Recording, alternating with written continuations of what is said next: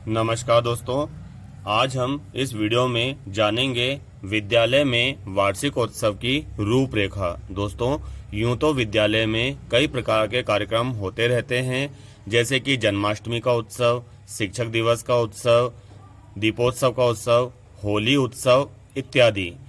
तो संचालककर्ता के सामने सबसे बड़ी समस्या आती है कि इसकी रूपरेखा कैसे बनाएं। तो आप सबसे पहले इस वीडियो को देखकर एक रूपरेखा बना लीजिए कि आपके विद्यालय में सबसे पहले क्या होगा, उसके बाद क्या होगा और कौन कौन से कार्यक्रम संचालित होंगे।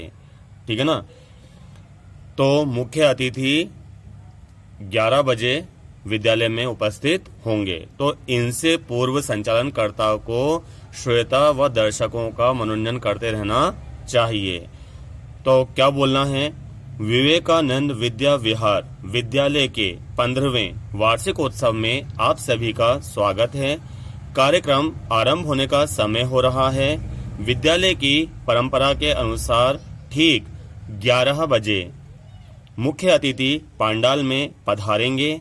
सभा में उपस्थित सभी छात्रों, अभिभावकों तथा अतिथियों व अन्य उपस्थित महानुभावों से प्रार्थना है कि वे खड़े होकर मुख्य अतिथि का स्वागत करें दोस्तों।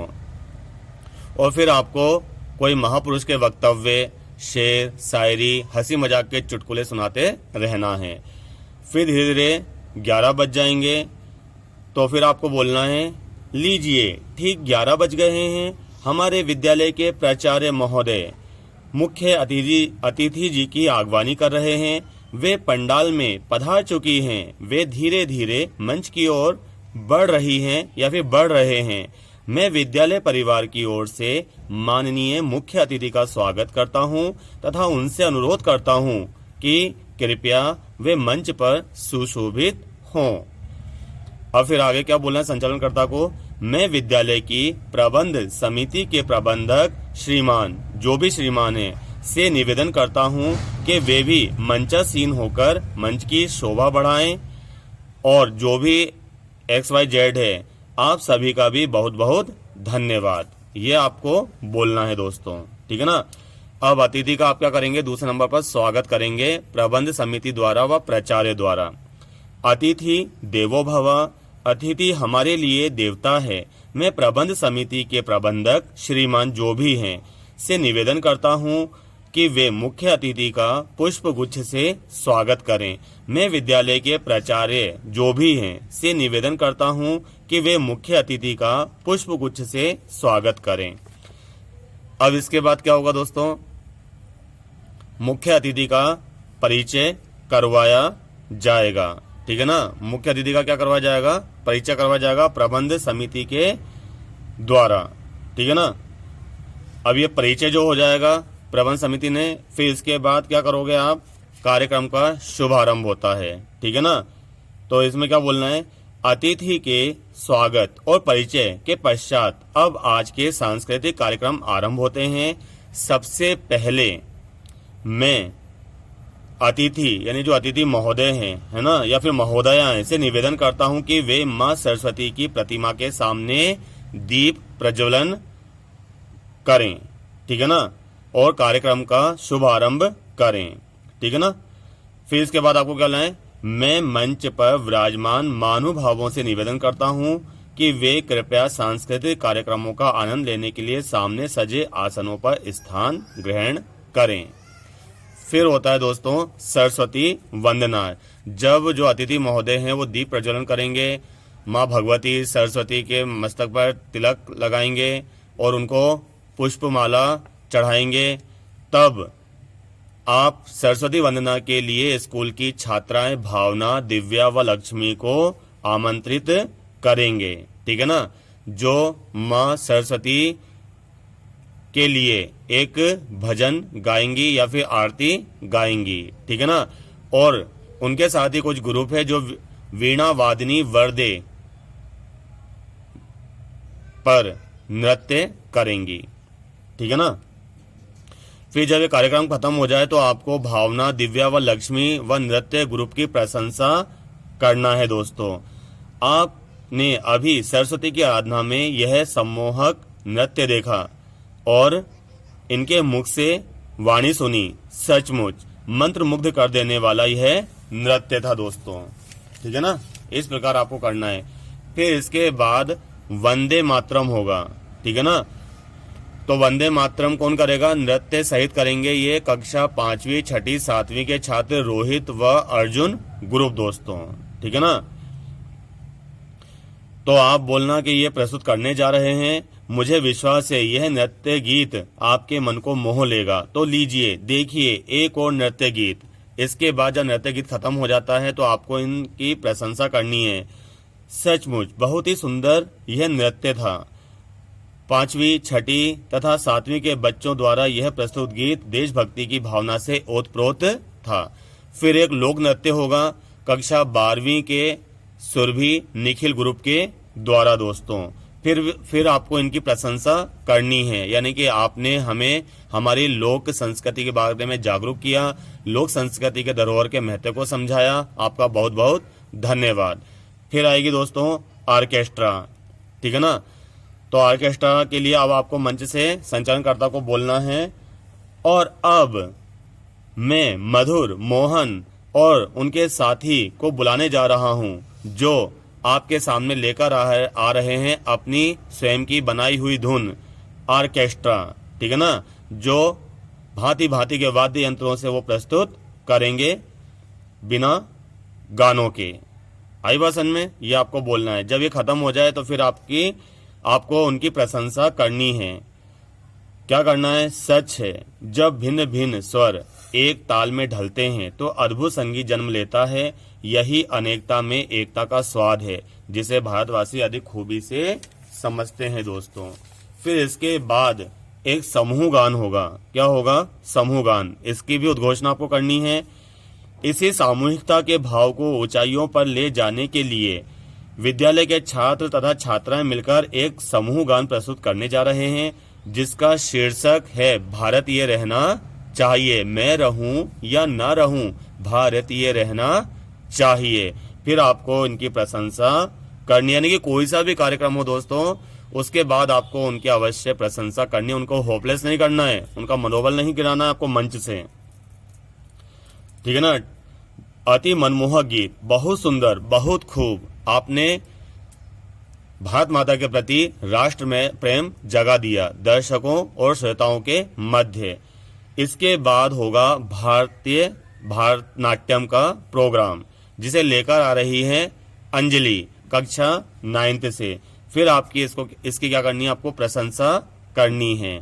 ठीक है ना, फिर है विद्यालय का वार्षिक रिपोर्ट प्राचार्य द्वारा। अब मैं स्वाद में परिवर्तन करते हुए विद्यालय के प्राचार्य महोदय जो भी हैं से प्रार्थना करता हूं कि वे इस वर्ष की स्कूली गतिविधियों और उपलब्धियों का परिचय दें। माननीय प्राचार्य महोदय। इसके बाद जब वो प्राचार्य महोदय रिपोर्ट कार्ड दे दें और अपने विद्यालय की खूबियां बता दें, इसके बाद आपको क्या करना है? प्रशंसा करनी है, टिप्पणी करनी है। धन्यवाद माननीय प्राचार्य महोदय, विद्यालय की रिपोर्ट स्वयं बता रहे थे कि आपके कुशल नेतृत्व में यह विद्यालय दिन ब दिन उन्नति व प्रगति के पथ पर बढ़ता जा रहा है। आपके निष्ठा के सामने यह सारा विद्यालय नतमस्तक है, यानी कि प्राचार्य भी हो सकते हैं और महोदय भी हो सकते हैं। जो भी है उसके अनुसार आपको संचालन करना है दोस्तों। फिर पुरस्कार वितरण होगा दोस्तों। और अब आ पहुंचा है वह रोमांचक क्षण जिसका बहुत से छात्रों को इंतजार था। अब विद्यालय के प्रतिभाशाली छात्र छात्राओं को पुरस्कार दिए जाएंगे। मैं निवेदन करता हूं कि मुख्य अतिथि माननीय जो भी आए हैं से कि वे मंच पर आएं और छात्रों को पुरस्कार देकर उनका उत्साह बढ़ाएं। यानी कि जो पुरस्कार वितरण होगा वो कौन देंगे? अतिथि महोदय देंगे। ठीक है ना। फिर क्या होगा दोस्तों? टिप्पणी होगी। पुरस्कार पाने वाले सभी छात्रों और वह छात्राओं को बहुत बहुत बधाई। अन्य सभी छात्र भी उनसे प्रेरणा लें तथा यह संकल्प लें कि अगले वर्ष उन्हें भी पुरस्कार प्राप्त करने का सौभाग्य प्राप्त होगा। जब हम पुरस्कार देते हैं अन्य बच्चों को तो जो दर्शक बच्चे होते हैं उनके अंदर एक मनोबल बढ़ जाता है। ठीक है ना। अब क्या होगा दोस्तों? संबोधन होगा मुख्य अतिथि का। अब मैं माननीय जो भी अतिथि हैं से निवेदन करता हूं कि वे अपने आशीर्वाद वचनों से छात्रों का मार्गदर्शन करें तो मुख्य अतिथि को आप माइक दे दीजिएगा, ठीक है ना। संबोधन हो गया। फिर एक कव्वाली प्रस्तुत होगी, ठीक है ना। सोमेश तथा उसके साथीगण आपके सामने कव्वाली प्रस्तुत करेंगे, ठीक है ना। अब वो जो कव्वाली प्रस्तुत हो जाए उसके बाद टिप्पणी करनी है, कैसी मस्ती, कैसा उत्साह, कैसा जोश, कैसी उमंग थी, मानो संगीत और खुशी का सागर उमड़ आया हो। बहुत खूब सोमेश, बहुत सुंदर, उनके साथीगण। फिर उसके बाद एक हिंदी नाटक होगा जिसका नाम है रीढ़ की हड्डी, ठीक है ना। ये प्रस्तुत किया है, मतलब ये इसके रचयिता हैं जगदीश चंद्र माथुर, ठीक है ना। तो आज के सांस्कृतिक कार्यक्रमों की अंतिम कड़ी है हिंदी नाटक। इसे प्रस्तुत करने जा रहे हैं सोमेश और उसके साथीगण। नाटक का नाम है रीढ़ की हड्डी, जिसके लेखक हैं जगदीश चंद्र माथुर, ठीक है ना। इसके पश्चात आपको एक टिप्पणी करनी है, या फिर आप कोई शेर शायरी भी बोल सकते हैं, कोई चुटकुला भी बोल सकते हैं, जिससे लोग मंत्रमुग्ध हो जाएं, ठीक है ना। फिर धन्यवाद ज्ञापन होगा प्राचार्य द्वारा, ठीक है ना। अब मैं प्राचार्य श्रीमान या फिर श्रीमती जो भी हैं से निवेदन करता हूं कि वे आगंतुक अनुभावों का यथा योग्य धन्यवाद करें। उन्होंने धन्यवाद देंगे प्राचार्य महोदय। उसके बाद राष्ट्रगान का कार्यक्रम होगा। जो समूह गान के छात्र हैं वो मंच पर आ जाएंगे, ठीक है ना। कार्यक्रम का समापन राष्ट्रगान से होगा। समूह गान के छात्र मंच पर आ जाएंगे और वो क्या करेंगे, सभी उपस्थित श्रोताओं से निवेदन है कि वे अपने अपने स्थानों पर खड़े होकर राष्ट्रगान में भाग लें, ऐसा कहेंगे। इसके बाद समापन तथा चाय पर निमंत्रण होगा, ठीक है ना। आज का कार्यक्रम यहीं समाप्त होता है। सभी अतिथिगण, अध्यापकगण, कर्मचारीगण और जो पुरस्कृत छात्र छात्राएं हैं तथा विभिन्न कार्यक्रमों के प्रतिभागी छात्र छात्राएं हैं वो सामने वाले पंडाल में जाकर स्वल्पाहार चायपान के लिए आमंत्रित हैं, ठीक है ना।